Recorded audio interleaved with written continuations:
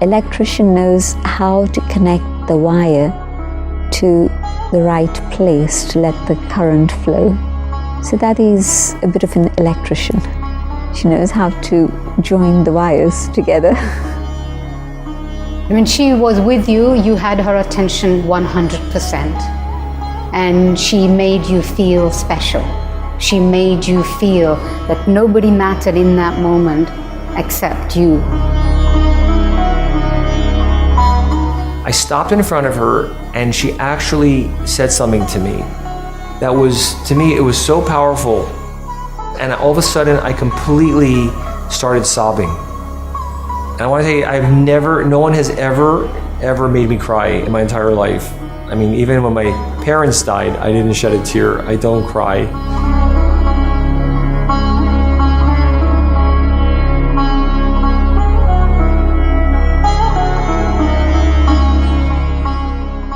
कहाँ गए मैं? 12 बजे यहाँ टीचर्स आएंगी.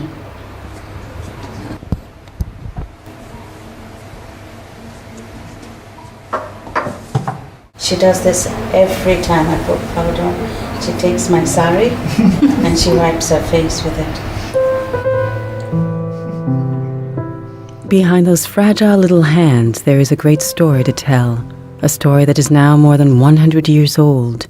It's an extraordinary story, one that speaks to the heart of humanity. Also, wherever she goes, she'll always go to Baba's room before she leaves. For the past 20 years, Hansa Chapaneri has witnessed this story unfold, looking after Dadi with tireless care wherever she goes. बाबा को मिलके फिर खाएंगे. ऐसे भी खा सकते हैं ना याद में.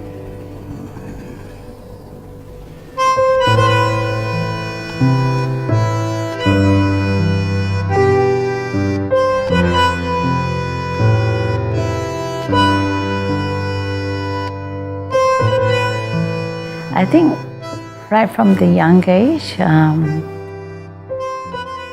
I've always been a caring person, and especially with the elderly. And when I used to look at Dadi, I used to feel how nice it would be to look after Dadi. Just very subtle. When Dadi used to be going to different programs in the UK, 1 hour, 2 hour drive, I used to really feel for her that everybody's gone to sleep and how will Dadi come in and she has to climb these stairs and she might need something, she might want something. How can I go to sleep? Everybody's gone to sleep. Who will help her? I used to have these feelings, Every detail is highly significant in Dadi's story. Every step she took. And 20 years ago, Hansa could never have imagined the journey that would give Dadi the power to touch so many lives. She is the one who opened the door of my heart to allow God to come in.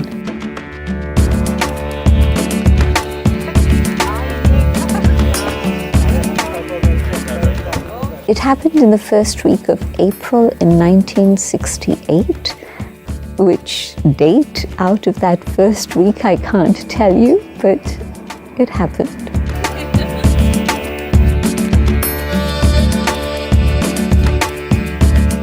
What happened was she spoke to me about conscience, and that was a very important trigger because I'd been thinking about choices and how to make choices and feeling that I didn't have enough capacity to be able to make my choice. Permissive society, Western traditional society, Hindu society, I didn't know which way to go. And she picked up on that. And so she talked to me about cleaning the conscience. And I said, how? She said, meditation. So then I came back that same evening to start my course.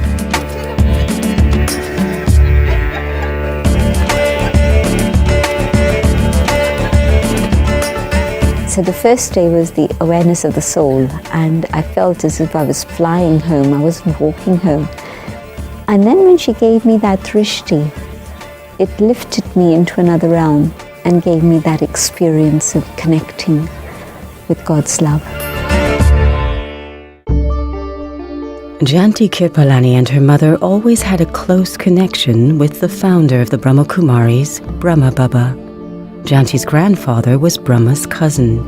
She met Brahma for the first time at the age of 8 and completely dedicated herself to follow his teachings 11 years later, at the age of 19. And if we want to tell the story of Dadi and open the book of her life, it would be hard to find someone more qualified than her. And guess who this is? Very, very young Dadi. Sister Janti, as she is now called, knows Dadi's life literally by heart and all the details behind almost every picture. You can see Dadi in her little jacket. Dadi's story is what she calls the story of a spiritual genius. Dadi's earliest memory is of being 2 years of age in her cradle, and she was hearing her uncle chant the name of Rama, the name of God. And so she was born into a very religious family, a philanthropic family. Her parents decided that rather than put her in a normal school, a pundit would come home and would teach her at home from the scriptures, and this continued till age 9. And at that time then she went to school just for 3 years, and in 3 years she managed to pass 6 different levels.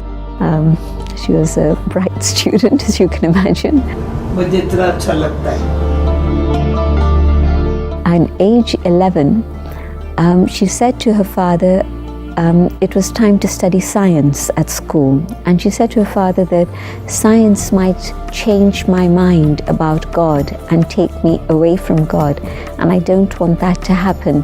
So let me have my further education by going on pilgrimage. And so her father shut up shop and took her on pilgrimage to the 4 corners of India. आपको याद है वो कौन सी घड़ी थी ये photo? And the question that she had for the sages that she would meet on her pilgrimages was, tell me your experience of God. Don't talk to me about God or what the scriptures say, tell me your personal experience. And from the blank look in their eyes, she knew that it was something they were striving for, but they hadn't yet come to. It tells me that this has been the whole of her life. There hasn't been any other interest in her life except to know God and to know the self, and secondly, to serve humanity. Not far from where Dadi lived, another story was just about to unfold. The story of Dada Lekraj. Born in a very religious family, the son of a school teacher in Hyderabad in the state of Sindh, Dada Lekraj had been on a spiritual quest since the early 1930s. When he was approaching his age of retirement, he underwent a series of visionary experiences that would transform him completely. Seeking a higher understanding of God and divine truth, he created a spiritual gathering called Om Mandali, which later would become the Brahma Kumaris. And just a few months before he passed away, Sister Janti already had decided which path to follow. She would quickly become one of the main voices of the Brahma Kumaris outside of India, and a brilliant spokesperson to make the teachings known at all levels of society. What did you do to it? I fell over the handlebars of my bike. I went to pick up the laundry. Now based in London, Sister Janti knows how much Dadi Janki's spiritual presence can impact those she meets. Lord Stone came to know Dadi and the Brahma Kumaris over 20 years ago, about the same time he joined the House of Lords in England. Thus began 20 years of spiritual friendship that would bring a new perspective to his work around the world. Because I'm dyslexic and dyspraxic and not talented, I don't think in a logical, linear, linguistic way. I read people's sort of vibrations, and what I get from here is that the vibration is just full of love and compassion, and that's what makes me trust them and know that they can be trusted.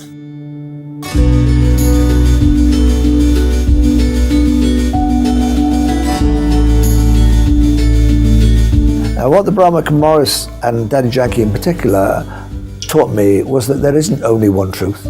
That there's your truth, Andrew, from your culture, and there's their truth from their culture. And that what you have to do is to open your heart and realize that people have different truths. And the trick is to work out how these different truths can live together. And therefore, you listen to somebody more intently. You understand why they believe what they believe, and you accept that they believe that, and you know that you believe something else, and then say, well, how can we work this out together? Now, this has been massively helpful for me. I'm working at the moment with Palestinians and Israelis and Egyptians and Jordanians, and what I'm able to do, and they all can feel this, is that I understand their narrative. I believe it, and I believe it as their narrative. I don't believe it as my narrative, and I try and share mine and say, look, how can we work this together?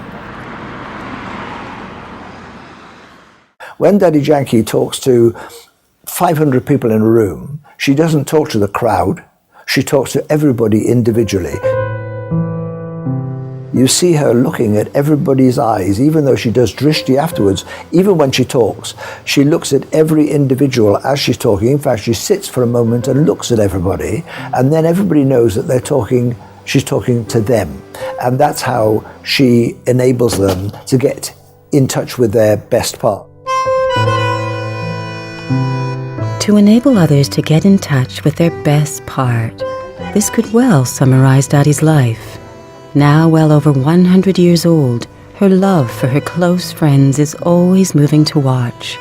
Her fragile little hands and her magic eyes seem to have served all her life to do just that, to enable others to get in touch with their best part.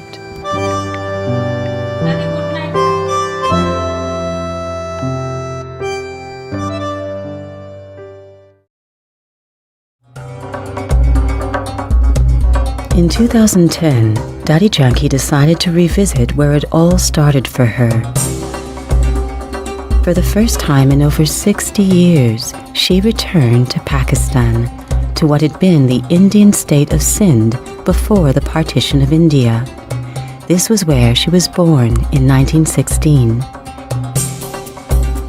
In 1937, Brahma Baba had just created a trust to which he surrendered his wealth. The trust was composed of young women to look after the growth of the movement. For Dadi Janki, this was walking in the footprints of her past, when she met Brahma for the first time in that year of 1937. She was out in the park in the early morning hours with her father, and she saw this person coming towards them.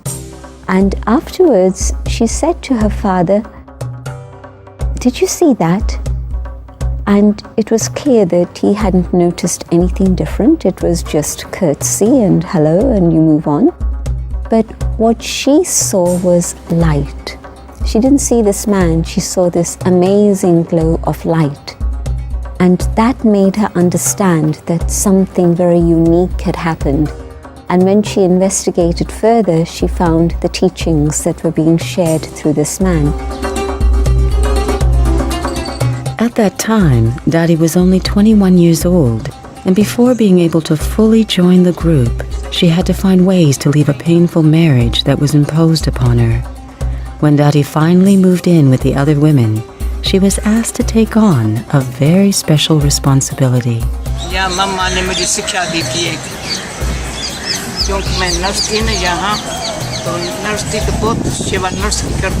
And at that point, she was asked to become the nurse for the community. And she took on that role of nursing anybody who was not well and taking care of them, even though her own physical health had never been strong. She'd already been through pneumonia and TB and all sorts of things. But her love for service was such that she took that on, and they only called a doctor twice within the space of 14 years for a community of around 300. I think people found her a bit of a loner. they found her too serious, and they respected her and admired her for what she was doing. And of course, most of them were beneficiaries from her medical care at some point. But generally, the feeling was she's a loner and she's too serious. But these years were, for Dadi Janki, an opportunity to create the foundation of what would become her unique ability to impact others in such profound ways. She poured herself into her love for study and her love for God. For the first 14 years of the institution, the men and women that joined almost completely isolated themselves from the rest of the world and focused on their relationship with God and their spiritual study. Other people didn't recognize her because the work she was doing was quite physical. They had no idea of the intense work that was going on in the laboratory of her own mind and the way in which she was reflecting and applying those truths within her own life. Because she was so intense, they sort of left her alone in silence to get on with whatever she was getting on with. So other people would have been very surprised within the community, but Brahma Baba recognized the jewel that she is. Yeah. People's vision would get focused on Brahma Baba rather than the message he was giving. You know, it always happens, you remember the messenger rather than the message.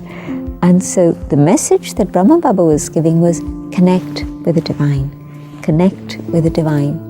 And so people like Dadi Janki, who loved Brahma Baba, but followed the message and connected with God directly, were the ones who had the power and the capacity to carry things forward after Brahma Baba's departure. जब भी मैं कुछ मुख से बोलती हूँ, पहले silence जाती हूँ, साखियों को देखती हूँ, संसार में मनुष्यों की एनर्जी कितनी उतरती कला में, ये रियलाइज होना चाहिए। चढ़ती कला में कैसे जावे, चढ़ती कला में दो बातों की शक्ति लेके जाती है, एक आत्म शक्ति, दूसरा परमात्मा के कनेक्शन की शक्ति, एनर्जी बनती है।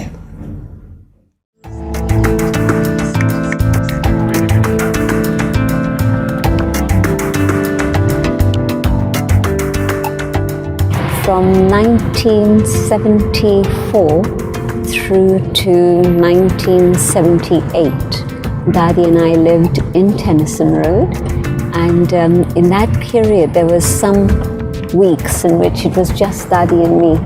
There was nobody else at all, so that was very interesting. Yeah. When Dadi Janki arrived in London in 1974, in the house on Tennyson Road, a few senior teachers of the organization had already been there for a few years since 1971, but Dadi's presence would change everything. Every time I go there, the memories of the Dadis having stayed there comes alive.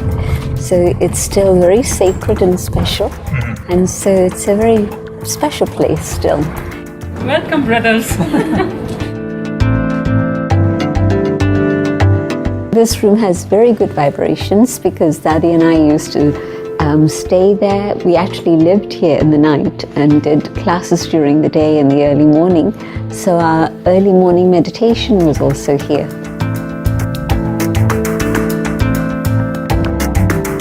The world was very different. We didn't know about terrorist attacks. We didn't know about suicide bombs. It was a very different world. It was around that time that meditation had just come into vogue and people were thinking about, you know, the flower power people. Have you heard of them? The dining table was there and the cooking area was here. In theory, I had known that these teachings are for the world, but I didn't have any example in front of me to tell me that this is the reality.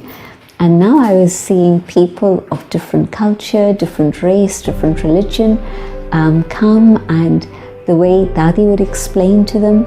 I would do some of the teaching, but Dadi would then meet with them, explain further, answer their questions, and then nurture them through the whole shift from being out there in the world to becoming a yogi. Still living out there in the world, but now with yogic principles.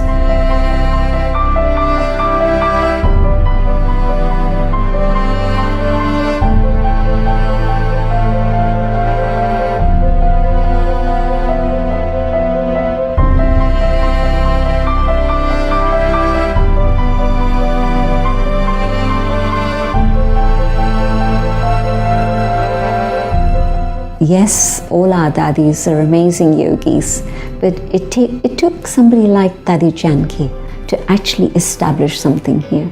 And she was absolutely the right person, because her deep understanding of spirituality and the way she translates it to others and how they're able to then digest it and apply it in their life. She makes it so simple and natural and easy, and of course demonstrates what she's talking about.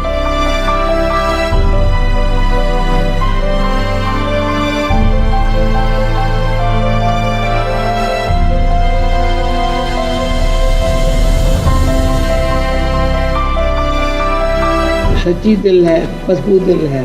When there's a true heart, it's a strong heart. हम किस पर depend नहीं हैं. I don't have to depend on anyone. भगवान को साथी बना लिया है. If I make God my companion, भगवान हमारा साथी है. so God is my companion. Okay? Thank you. Om Shanti.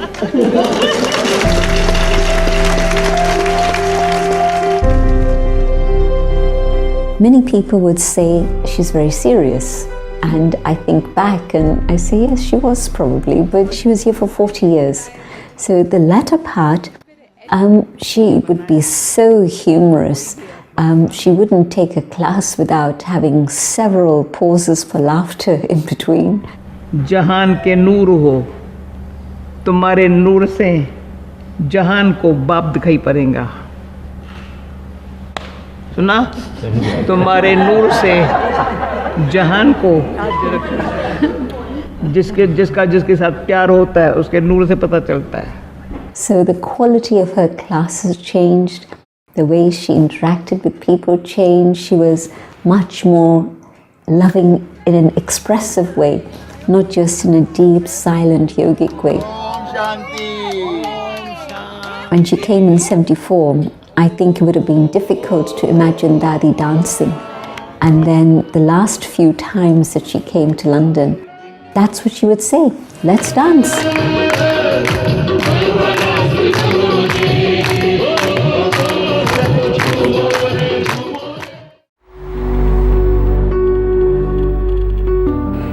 From a small little apartment on Tennyson Road, Dadi Janki brought the Brahma Kumaris to the level of a full international organization.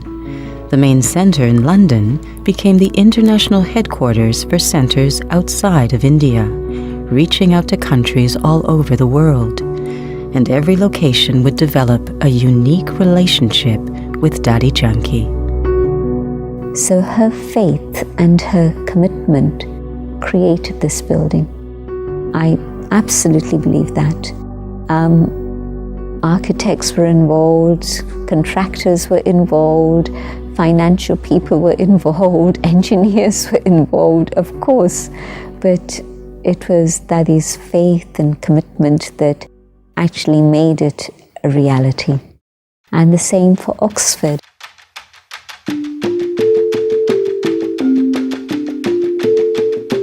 It was also Dadi Janki who inspired the Brahma Kumaris to purchase in 1993 a unique property in Oxford. This would become a retreat center where thousands of people would come every year for spiritual renewal. Yeah, I think I must have been 26, something like that. Today, Manda Patel oversees the activities at the retreat center. Looking back at her life shows clearly how much it was her relationship with Dadi Janki that helped shape her destiny.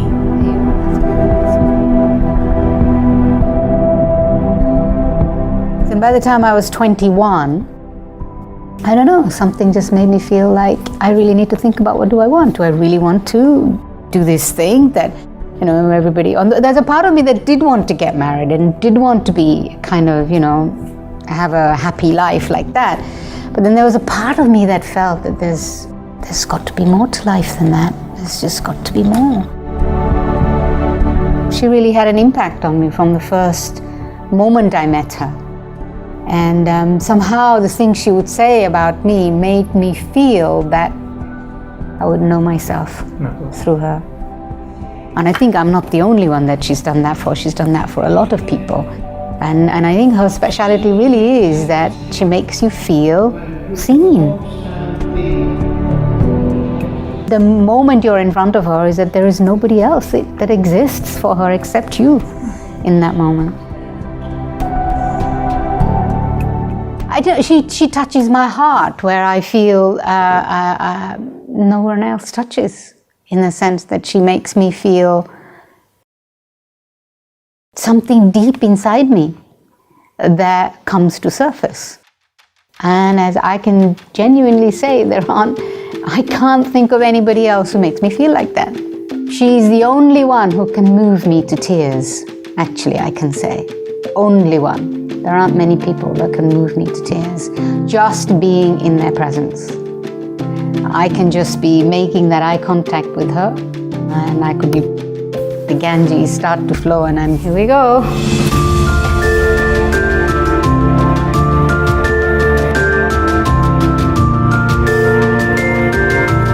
Well, she worked on me a lot. Sometimes she worked on me with love, and sometimes she worked on me with taking a little stick when I was misbehaving a little bit. She was tough. She had high expectations of you. And but you know, I felt that she saw my potential and had the high expectations, and I felt that I could, I danced to the tune. And I know that some who couldn't, they just kind of got out the way. She always had a very high vision for people. When she saw the potential, she never let go of that, even when they didn't see it.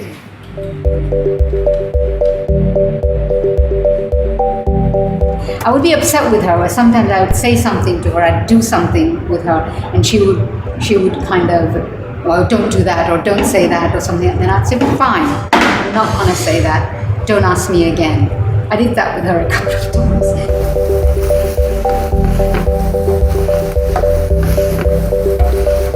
And I have to say, she played different roles for me. She was a teacher, she was a friend. I could say things that I was having difficulty with, probably with her, more than I probably could with anybody else, because I kind of felt like she was always sympathetic, or she would understand, and she would say, don't worry about it. She would make me feel that even if you're going through difficult times right now, it's going to be okay. And she trusted me to go through it and come out the other side. Heavy.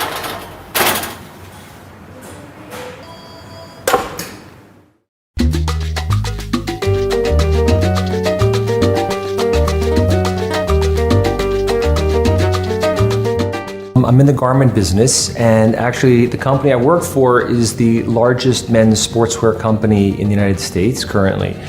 And the job that I do is called sourcing. So what sourcing does is when the designers design the collection, it's our responsibility now to make it a reality. So we have to find the fabrics, we have to find the fabric mills, we have to be concerned about the quality of the garment, and we have to ensure that the garments arrive into the United States on time. It's nothing, it's easy as pie, and my stress levels are low, etc. No, I do actually have high blood pressure.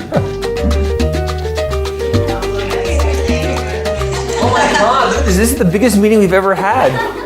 Brad Arkin is highly skilled in interacting with others. But when he met Dadi Janki after joining the Brahma Kumaris in 1986, nothing magical happened. It will take years and many experiences with her before he could really create a strong bond with Dadi.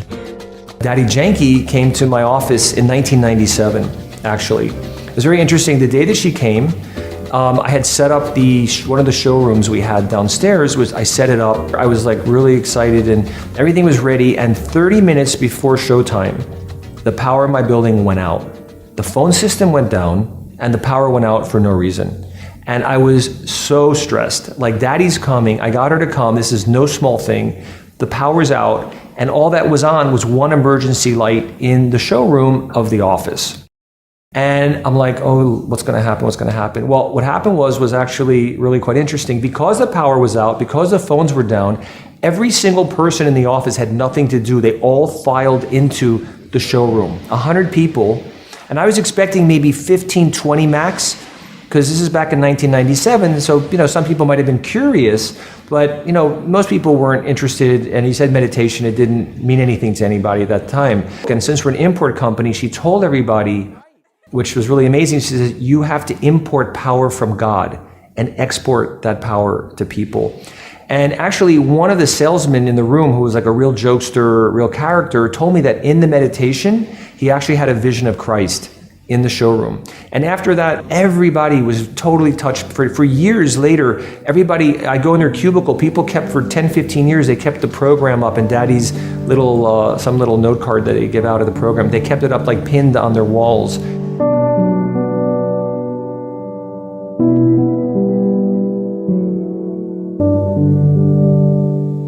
For me, it's the same pattern. Like, I don't consider myself, even though I'm in a big job and I maybe exude an extroverted personality, and I'm not necessarily shy, but I'm extremely unsure of myself, like very insecure. Like, sometimes I have no clue really what my qualities are after all this time. Like, I hear about them, people tell me about them, but I just don't buy into them. Like, who are they talking to?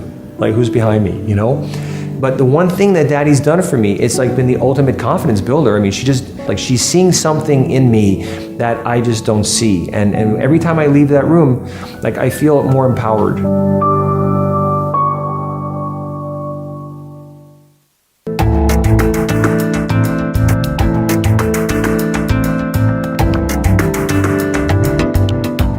As the world keeps on moving at a fast speed in a spin of constant change, Dadi Janki's ability to remain so determined to share God's love with the world seems to give to many the strength to return to the spiritual core of their being. Okay, so this is a very personal story. So I have no capacity to love myself. I find it very difficult. I can love other people, but then when I try to love myself, I find it very difficult because, as I say, I had an abusive childhood. Daddy tries to reverse that, and she can. And she is massively perceptive. So, if I can tell you, so about 10 years ago, when she was 93, and I'd been coming here for 10 years, at the end of a talk to everybody, she offers you toli, which is a lovely sweet, which I like, which is grown with love and picked with love and cooked with love and given with love. She gives you toli, and she gives you drishti, which is she's channeling love into your eyes. She does it with 50, 100 people, each individually after every talk. So I'd been coming here for some years. I kneel in front of her, I take the toli, I look at her, and she said, see me afterwards. So I thought, oh, what have I done wrong? So I had to wait till everybody finished. I go to her room, I take my shoes off. She said, Andrew, I've been giving toli, drishti to millions of people, and I give you drishti, and everybody knows that I am a spiritual being and I can channel from God and give you love. Everybody else opens their heart and takes it. You sit down there and you try to give me drishti, Andrew. She said, I'm 93, you cannot seduce me. I am telling you, you have to open your heart and let me give you love, okay? And I'm going to do it now. And she went to do it, and it really hurt. But I was able to take that. And for the first time, I was able to feel that I could accept and deserve love.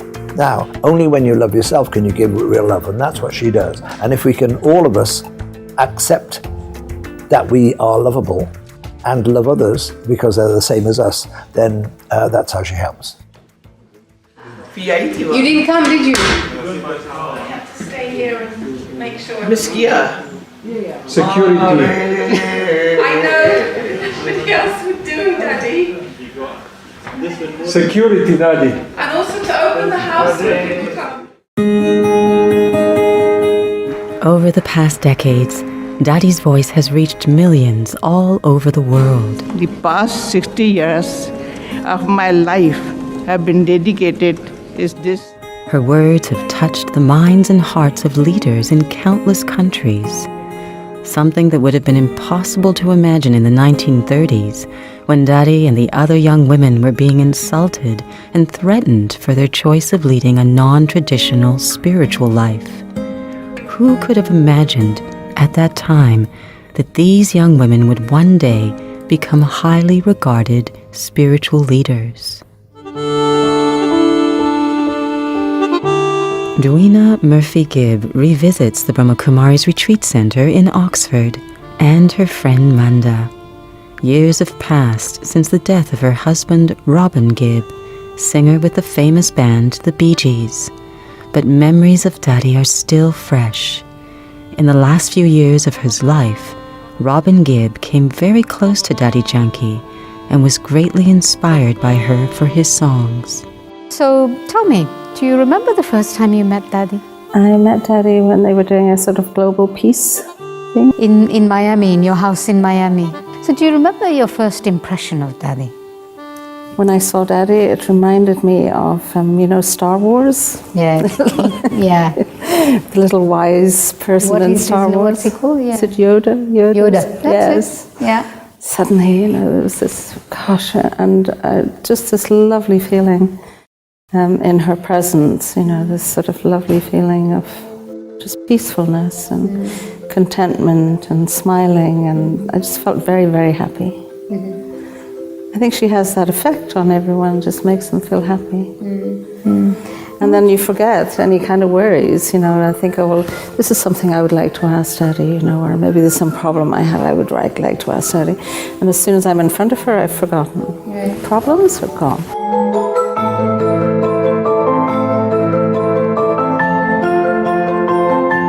I actually witnessed Robin meeting Dadi a few times and always felt his willingness to come and meet Dadi and be with her. I know Robin was lovely. He just sort of, I think he fell in love with Dadi a bit, whenever she came to the house and was talking to her, and he was he felt close to her wisdom.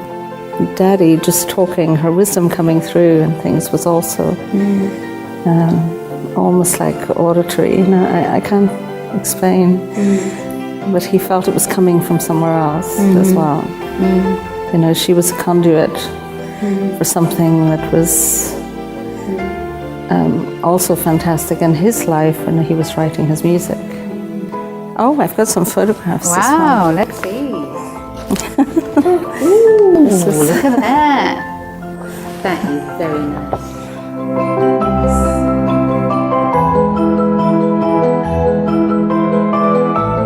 What about that? Robin had written a song, didn't he? Yes, Mother of Love. Yeah, tell me about that song. He was inspired to write the song, Mother of Love. It's a very special day today for a very special woman. Dadi Janki is 90 years old today. Being 90 is a great achievement in itself, but she's a very, very special woman and a great inspiration to me. And this next song is a brand new song that I wrote for her. I know we were going to Wembley. He still had it written on the paper. Do you remember he was actually holding the paper, reading it as he was singing? Everything we have in life is changing. You are all I need to keep me still. Mother of love, angel of light, I'm a long lost child, so alone in the night. Mother of love. sometimes I look at her love for God and I said, I just wish I had like a 20th of that. Like, where does that come from? Even when she said even before she came to the Brahma Kumaris, she had a love for God. I never did. I had a respect, but an awareness there was a God, but I had no feelings of love or devotion at all. Keep me warm, always be my lighthouse in the storm. Sometimes I just want to taste that for like 1 second. Like, what is that like? Mother of love, angel of light, I'm a long lost child, so alone in the night.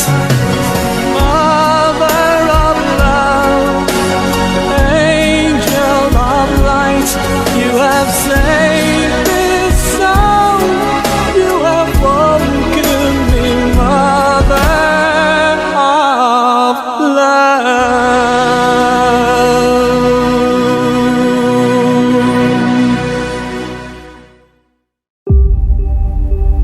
Today, Dadi is invited to join the celebrations for the 80th anniversary of the Brahma Kumaris. She has been at the head of the organization for almost 10 years, and now, at more than 100 years old, she still finds the energy to continue. दादी, programme में जाना जरूरी है, लोगों को मिलना है। क्यों नहीं गुजारा? उसमें कुदरत लिखा है, सच्ची दिल पर साहब राजी। तो मैं भी रहमत बच्चे मदद बाप, नियत साफ, मुराद जो संकल्प कर रहे ना हो जाता है। परमात्मा बाप कौन है, कैसा है, उसको पहचानने से जो ताकत आती है, ताकत सबको काम करती है।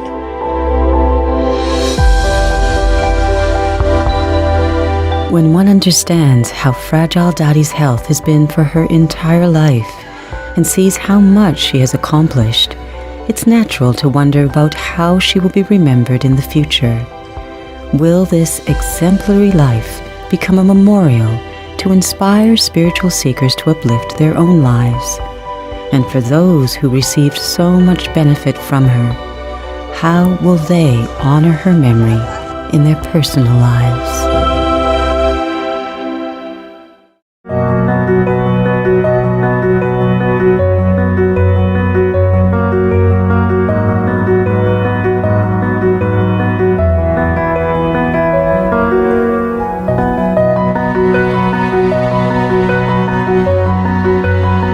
When then she became less and less present, you felt that missing. You really did feel that missing, that now actually you've got to create that God's presence for yourself.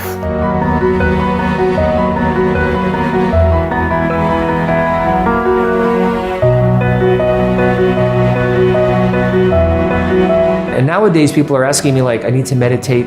The other office we have in New York asked if they could have meditation classes as well. And I never actually pushed it. Human Resources approached me about it. They said, can we have meditation on site?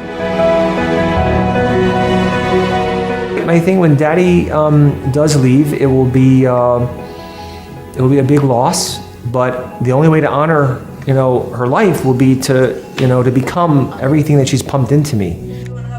One day I hope that I will actually, make good on all of those things that she has told me about myself. I feel that I need to honor her and what she's, all the time I spend with her by actually, doing that.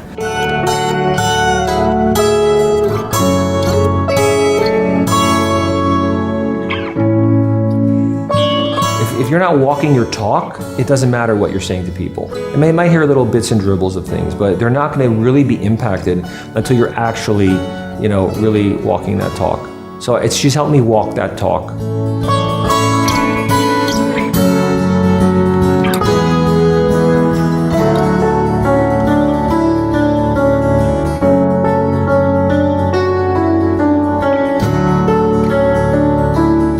I realise this is a film dedicated to Daddy, and therefore I think that what you'd like me to say is that what I feel now and again is Daddy's love, and it helps me. But no, the way she influences more than anything else is that when I feel I'm just going the wrong way, I see that finger going like this, and I can see Daddy saying, "Andrew, don't do that," and that happens quite often.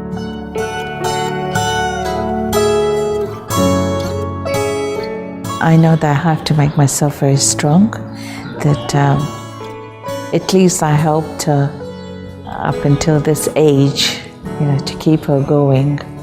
And yeah, no one's going to live eternally. But before, all these years when I was just helping her and, it was like, just a helper and, Daddy's carer. But now it's more that motherly love. It's different. It's intense now. That's my little baby. I have to take care of this little baby, with whatever energy, whatever, however I can.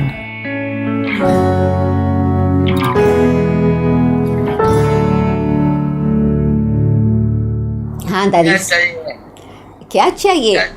आप चाहिए दादी, आप चाहिए. There are not many people who are able to touch heads and hearts. Daddy is able to do that. She's truly an instrument for God's love, and God's love will make your heart melt. Okay, Daddy, Om Shanti. Daddy. I know that there's destiny and there's God and there's effort and all of that, but no, I wouldn't be what I am today if it were not for Daddy.